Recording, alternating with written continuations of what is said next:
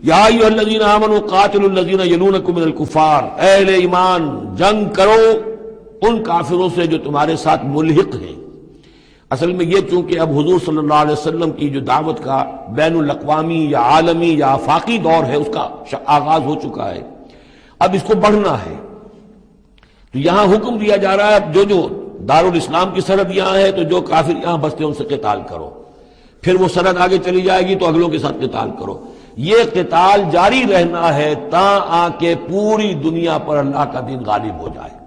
جیسے کہ وہ قتال جاری رہا قاتلوہم حتی لا تکون فتنۃ ویکون الدین کلہ للہ، جیسے جزیرہ نما عرب کی حد تک قتال کے جاری رکھنے کا حکم تھا کہ جب تک جزیرہ نما عرب سے کفر اور شرک کا خاتمہ نہیں ہو جاتا اور اللہ کا دین وہاں غالب نہیں ہو جاتا یہ جنگ جاری رہے گی۔ اب معاملہ یہ ہے کہ حضور صرف عرب کے لیے نہیں بھیجے گئے تھے بلکہ پوری دنیا کے لیے، لہذا اب اس کے لیے یہ اعلان عام ہے، چارٹر ہے، اسی پر عمل کرتے ہوئے فوجیں نکلی ہیں۔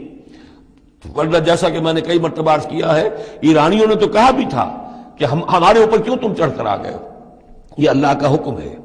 یا ایھا الذین آمنوا قاتلوا الذین یلونکم من الکفار ولیجدوا فیکم غلظہ،